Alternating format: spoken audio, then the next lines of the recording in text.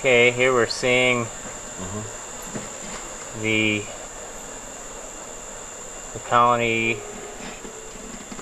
of bees that we've just removed. A few weeks old. Yeah, just a few weeks old. You see some very nice white comb here of not great size. Obviously constructed to fit within the cavity, which is underneath some tin roof material that was enclosed, as we see here,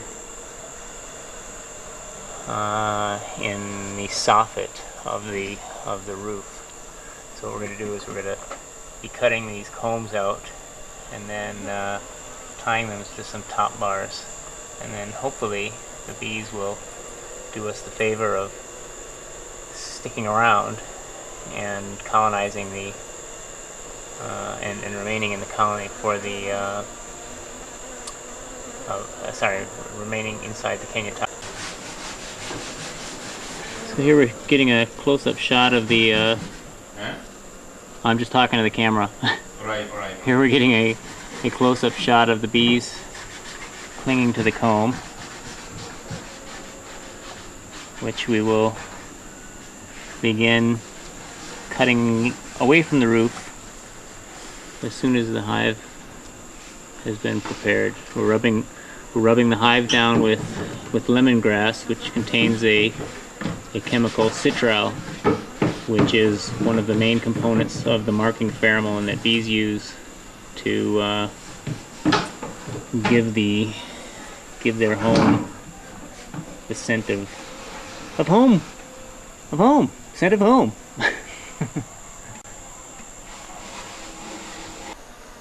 So what we've been doing is tying little cloth hammocks around.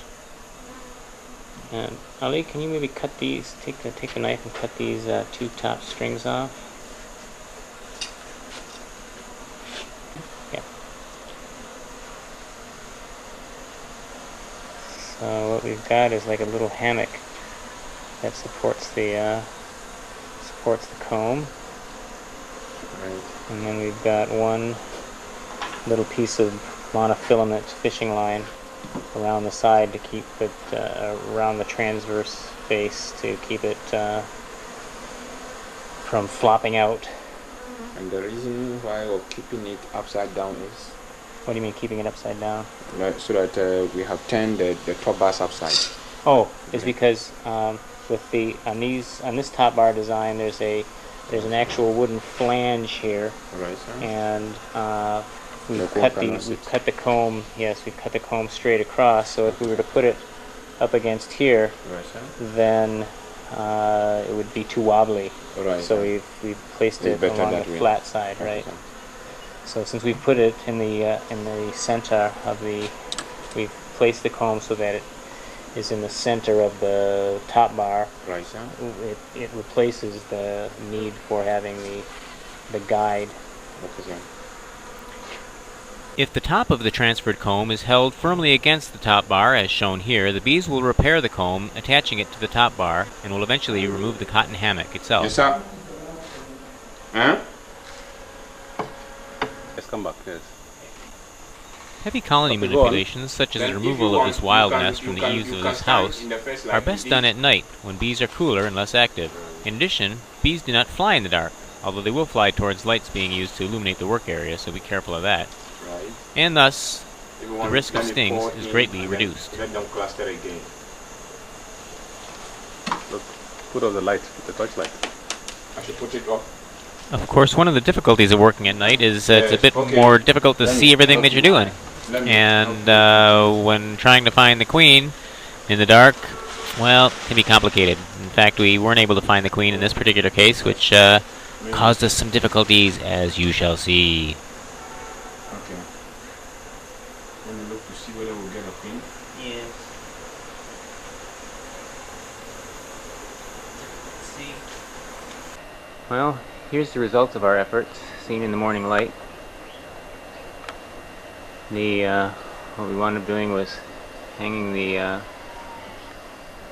hive from the eaves And you can see the bees are flying around. I popped in about 5:30 this morning and wiped some of the bees that had clustered on the rafters above the hive into the nest, so they're a bit agitated from that. So I'll just see if I can maybe get a view on the bees clustered up inside there. Go to night shot.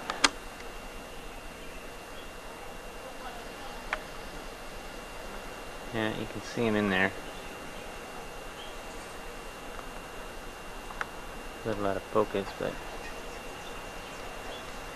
that's the bees clustered up inside.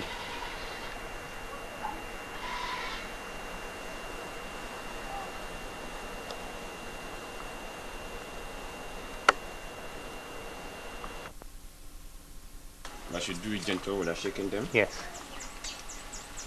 Well, you can see that our friends have left the confines of their without shaking them. I've left the confines of the nest and have regrouped on a limb here. Since they no longer have any honey or brood to protect, they're quite docile. Mr. Ali is getting used to the idea of working with swarms during the day. It's not something that he's really used to, so we're walking him through a new experience. What we're going to do is we're going to shake the bees onto a piece of cardboard and then let the bees climb into the top bar hive and look for the queen in the process. Because we couldn't get a hold of the queen when we were doing the transfer, the bees were disinclined to stay in the hive that we had transferred their comb into. So what we've done now is we've shaken the bees into this cardboard basket, and we're allowing them to crawl up into the hive, and we're looking for the queen as we do so. And as you can imagine, it's kind of a challenge with this massive bees to try and bee. But our quest is aided by the fact that the queen is lighter in color and slightly larger than the worker bees. So we're hoping for the best.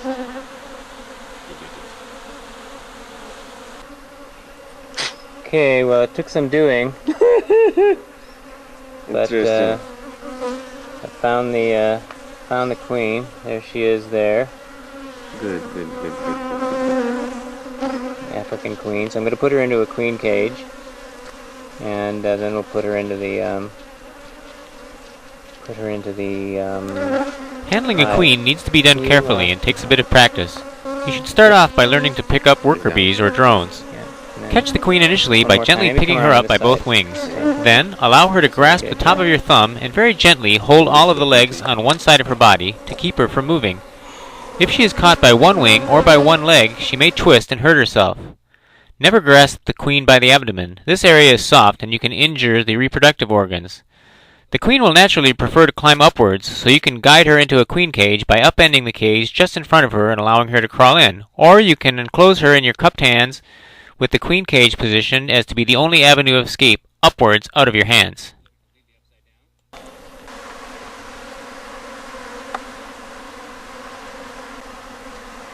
Okay, what I've done here is I've punched some holes into an empty can of Milo, put in some sugar syrup, and now if we flip it upside down, Doctor, if you would flip it completely upside down.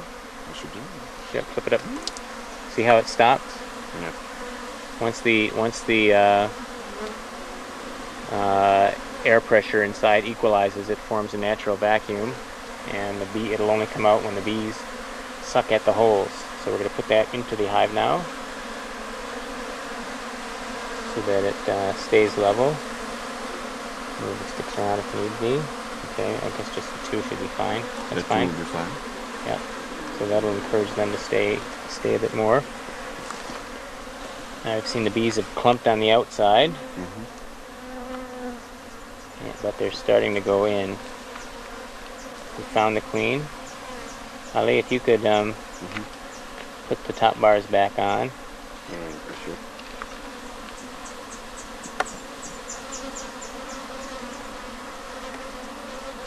That way? Yes, please.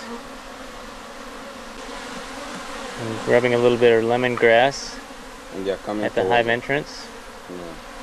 And they are coming towards us. And you can see that they're seeming to be quite attracted to it.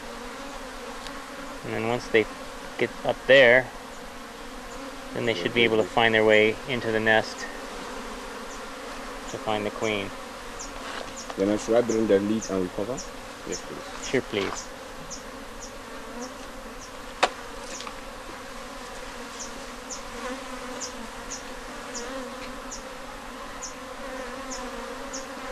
Seen them there again?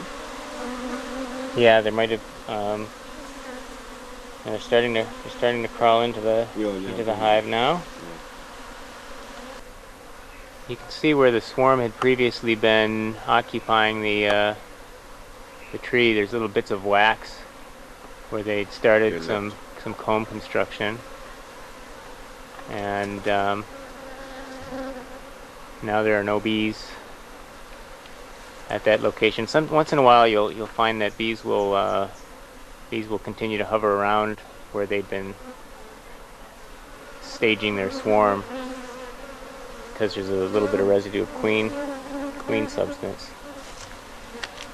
So we're just going to leave our bee cistern to. We can take those into the house. Okay. Thanks, Ali.